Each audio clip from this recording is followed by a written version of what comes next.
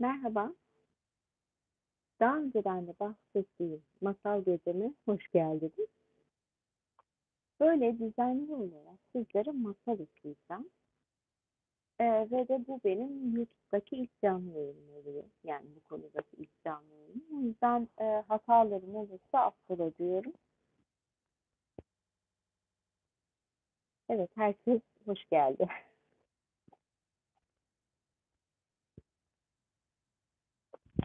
Sesim biraz tiz geliyor. Evet, mikrofon kullanıyorum. Ben de mikrofonun ayarına bakayım. Ses nasıl yönlendirirseniz çok sevinirim.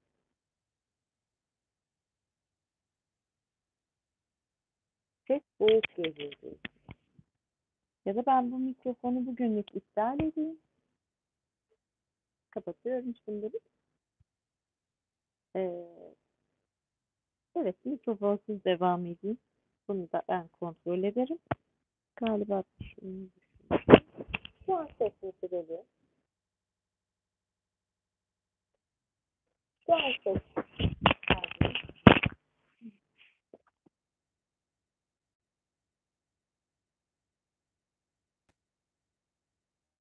Yok, iyi ayarlayamadım.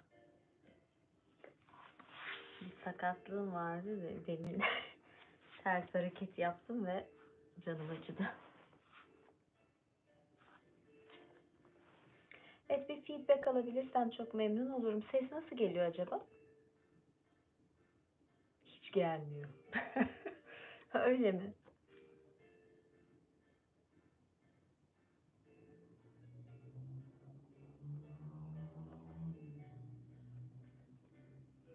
Tamam, ses güzel.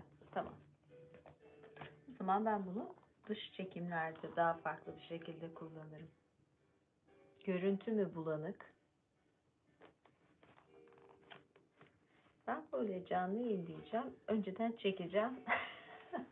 Daha iyi olacak galiba, bilmiyorum.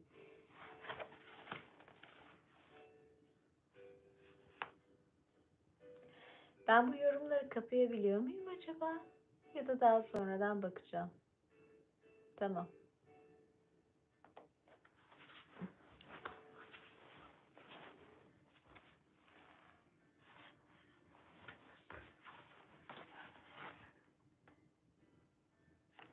Yorumları da kapatayım o zaman şimdilik.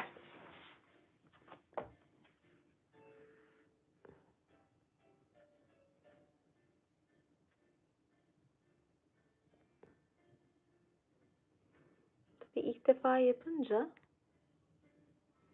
çünkü yani ben okurken bu şeyleri, yorumları takip etmem de imkansız.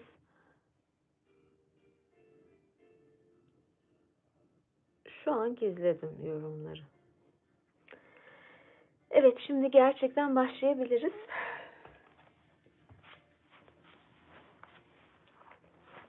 Evet, gece masalları demiştim. Size biraz daha uzun bir masal okuyacağım.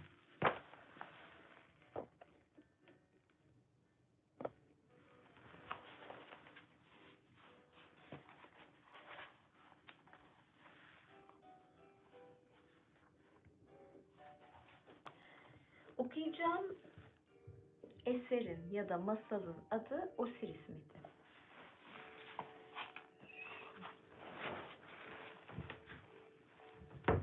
Şöyle rahat bir şekilde alıyorum.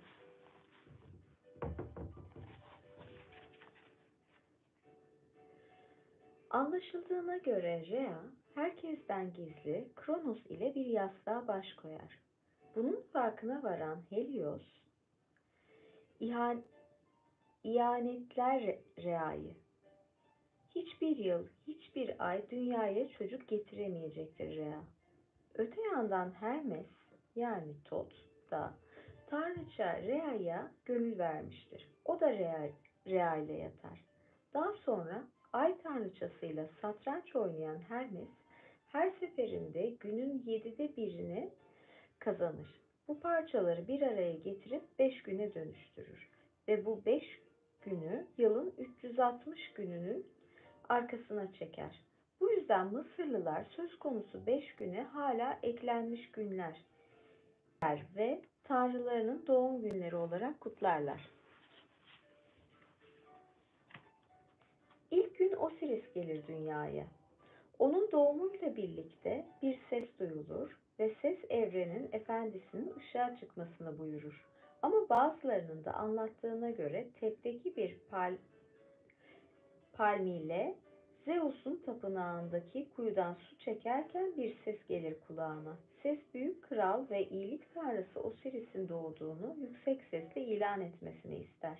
Bu yüzden Pamhile, Kronos'un kendisine teslim ettiği Osiris'i bakıp büyütür. Bu palmilerin onuruna da Palmileler Bayramı kutlanır. Burada kusura bakmayın, birazcık aksamda sıkıntı oldu. Ayrıca şunu da belirteyim. Rea Mısır'a göre Nut, Kronos da Geb. Zaten Helios'la Güneş tanrısı Mısır'a göre Re ya da Ra. İkinci günde de Haroeris gelir dünyaya. Bazıları Apollo der ona, bazıları da yaşlı Horus. Üçüncü gün olur. O günde Septipyon doğar. Ama ne gereken zamanda ne de gereken yerde gelir dünyaya. Bir hamlede annesinin doğum kanalını yırtarak fırlayıp çıkar dışarı. Dördüncü gün olunca nemli bir ortamda Isis doğar. Beşinci günde de onu Nephthys izler. Osiris ve Haroeris, Helios yani Re'nin, Isis Hermes'in yani Tot'un, Tipton Set ve Nephthys Kronos'un Geb'in çocuklarıdır. Biraz karışık mı oldu? Tipton Nephthys ile evlidir ama Isis ile Osiris daha doğmadan önce ana karnındaki zifir karanlıkta birbirlerini sever ve birbirleriyle yatarlar. İlginç. Bazılarının ileri sürdüğüne göre bu ilişkiden Haroeris dünyaya gelmiştir ve Mısırlılar yaşlı Horus, Yunanlılarsa Apollon der ona. Kral olur olmaz Osiris hemen Mısırlıları o sefil ve hoyrat yaşam tarzından çekip alarak onlara çiftçiliği öğretmiş, yasalar koymuş, onları tanrıları tapmaya yöneltmiştir. Daha sonraları Mısır'ı bir baştan bir başa dolaşıp toprağın nasıl işleneceğini Mısırlılara göstermiş, bunun için asla silaha gereksinim duymamıştır. Mısırlıların büyük çoğunluğunu ikna ve öğretim yoluyla şarkı ve müzik aracılığıyla yola getirmiştir. Bu yüzden de Yunanlılar Dionizos gözüyle bakarlar ona. Set, Tiphon, Horus'un yokluğunda herhangi bir karışıklığa yol açmaktan kaçındı. Çünkü Isis büyük bir dikkatle tetikte bekliyor, onu göz altında tutuyordu. Ama Osiris dönüp geldikten sonra Set ona tuzak hazırlamak için her türlü hileye başvurdu. Bu arada 72 adamı kurduğu komploya ortak etmiş, o sırada ülkede bulunan Mısırlıların Aso dedikleri Etiyopya, Nübya kraliçesini kendisine yardımcı seçmişti. Tifon gizlice Horus'un beden ölçülerini öğrenip onun boyuna göre zengin süslemelerle bezenmiş güzel bir sandık yaptırdı. Şöyle söyleyeyim, Set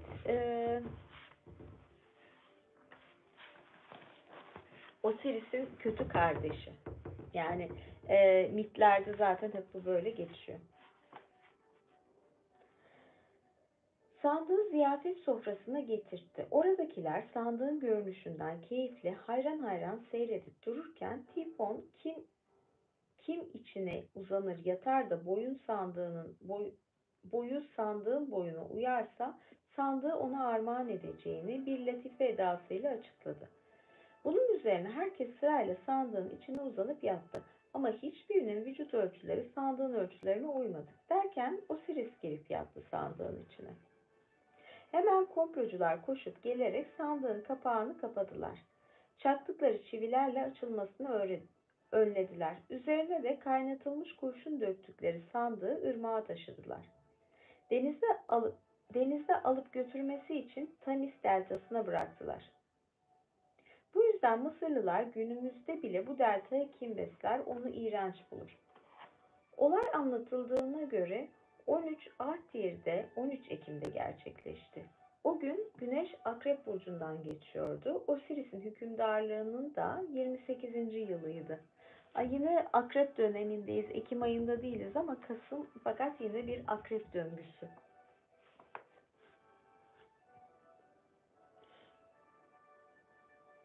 Kemis dolayında yaşayan ya da Kemis dolayında yaşayan Panlar ve Satürler felaketi ilk olarak öğrenip haberi etrafa yaydıklarından şimdi kalabalıklarda ansızın patlak veren telaş ve korkular panik diye nitelenir. Isis haberi duyunca saçlarındaki buklelerden birini kesip yaz giysilerini geçirdi sırtına. Dört bir yanda çaresizlik içinde dolaşıp durdu. Kendisiyle konuşup da sandığı sormadığı kimse kalmadı. Rastladığı çocuklara bile sordu sandığı. Çocuklar da tesadüfen sandığı görmüşlerdi.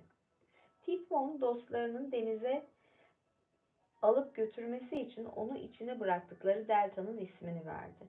Isis, Osiris'in bilmeden Isis sanarak kız kardeşiyle yattığını ve bunun kanıtı olarak Nephthys'te bıraktığı kokulu yoncalardan çelengi görünce söz konusu birleşmeden doğan çocuğu aramaya koyuldu.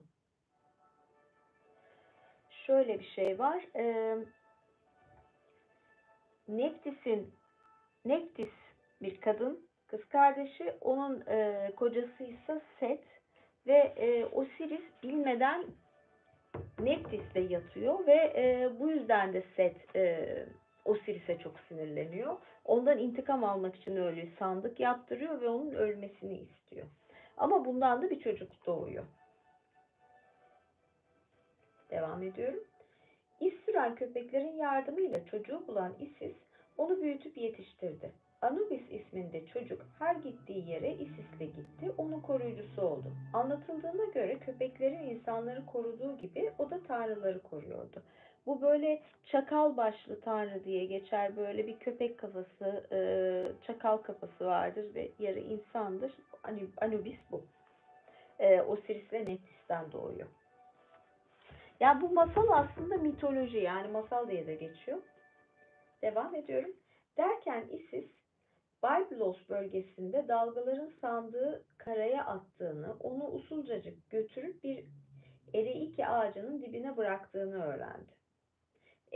Ereike de kısa zamanda büyüyüp alabildiğine görkemli ve büyük bir genç ağaca dönüşmüş, sandığı ortasına almış, çevresinde büyüyen ağacın ortasında sandık gözden saklı kalmıştı. Ağacın büyüklüğüne hayran kalan Byblos kralı sandığı dışarıdan görülmeyecek gibi sarıp kuşatan ağacın gövdesini kestirip sarayını taşıyan bir direk olarak kullanmıştı. Anlatıldığına göre haberin şeytani tanrısal esintisiyle durumu öğrenen Isis, Byblos'un yolunu tutmuştu. Burada sessizlik içinde ağlamaktan gözleri kızarmış bir pınarın başına oturmuş, ağzını açıp kimseyle konuşmamış. Yalnızca Byblos kraliçesinin güler yüz gösterip tatlılıkla davrandığı hizmetçilerinin saçlarını örmüş, kendi vücudundan yayılan o olağanüstü rahiyayı da ciltlerine üflemişti. Hizmetçilerindeki güzel kokuyu fark eden kraliçe, saçlarından ve cildinden amber kokusu yayılan o yabancıyı görmek için yanıp tutuşmaya başlamış. Haberci gönderip onu sarayına çağırtmış. Kendisiyle içli dışlı olmuş, onu küçük oğlunun süt annesi yapmış.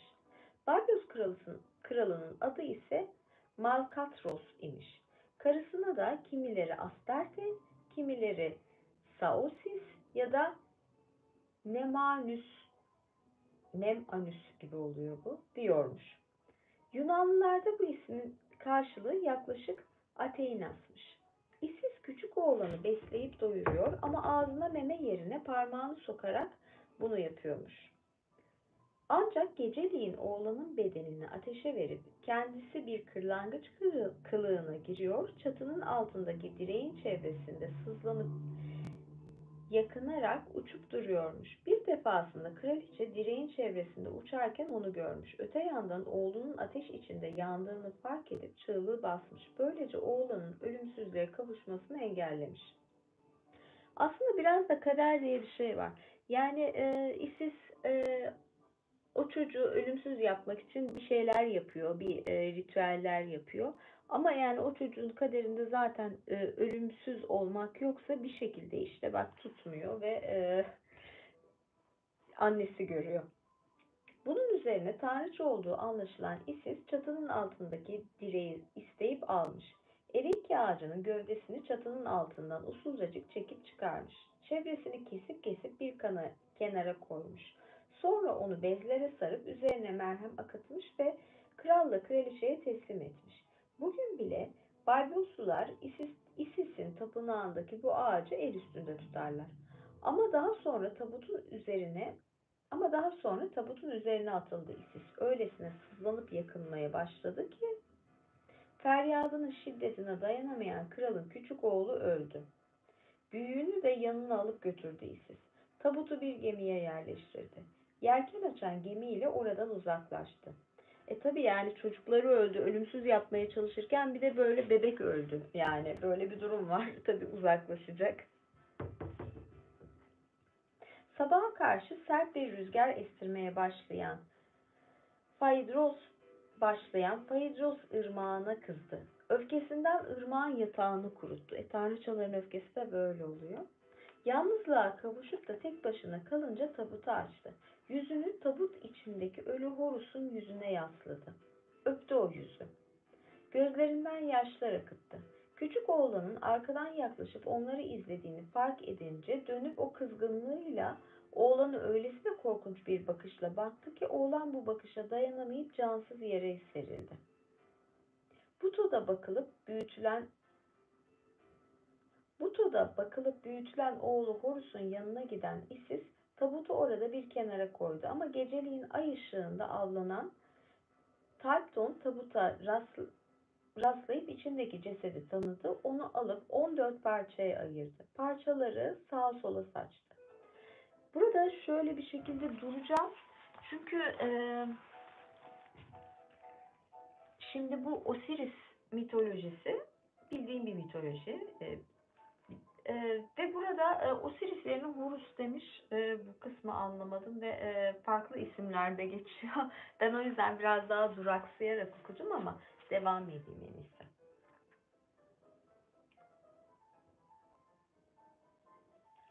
Evet, bunu 14 parçaya ayırdı. Parçaları sağa sola saçtı.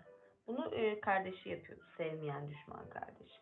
Bunu duyan Isis, Papyrus'ten bir kayaya atlayıp bataklıklar içinden yol aldı. Parçaları toplayıp yeniden bir araya getirdi.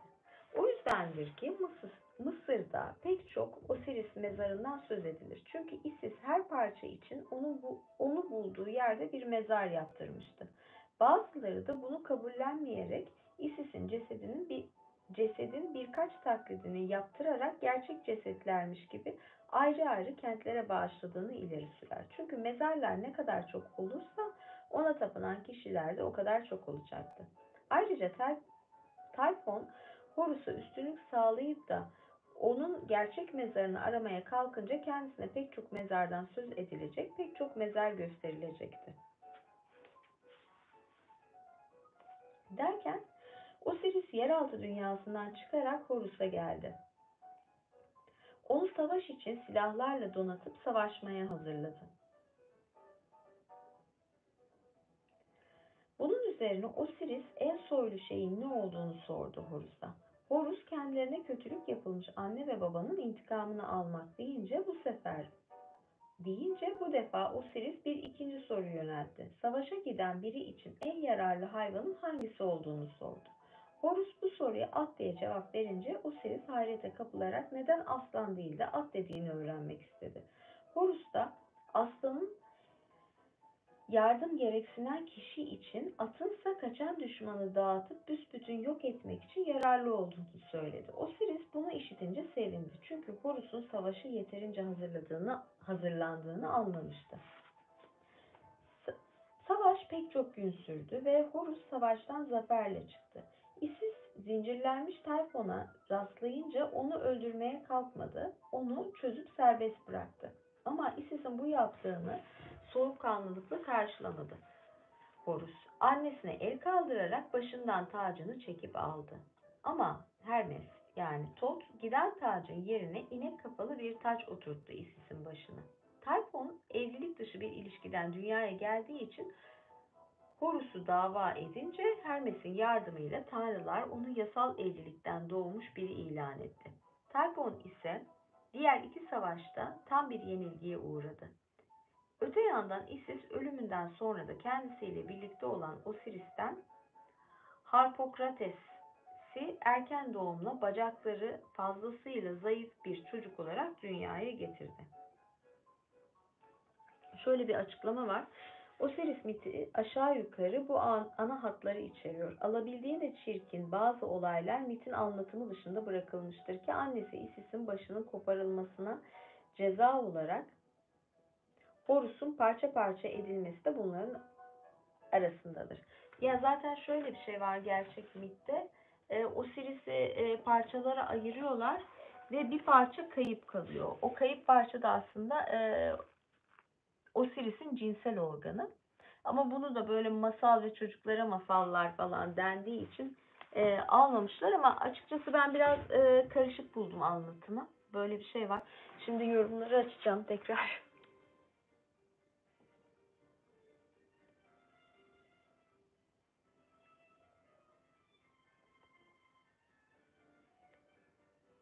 Evet. Şimdi birazcık soru alabilirim ya da yorum alabilirim. Açıkçası ben de böyle ilk defa yaptığım için kusura bakmayın. Ya evet Osiris'i Set parçalıyordu. Burada başka bir isim var. O yüzden bana da böyle karışık geldi, duraksadım. Aa bu böyle değildi ki diye. Ra hakkında bakacağım. Ra zaten aslında Horus'la da bağlantı kuruyorlar. Gözü, Horus'u gözü, Ra.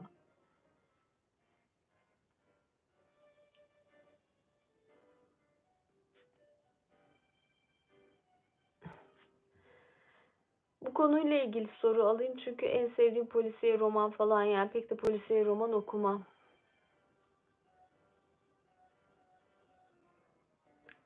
Yani birazcık evet konuşabiliriz. Ondan sonra kapayacağım. Biraz soru alabilirim. Mitolojideki en sevdiğim tanrı. Niye tanrıça sormadınız? Tanrı yani ben tanrıçaları daha çok seviyorum.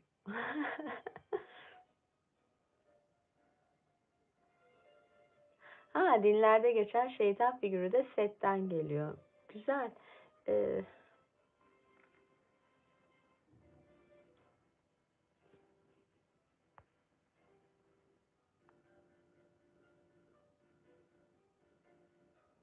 Şöyle sorulara bakıyorum ona göre kaçacağım.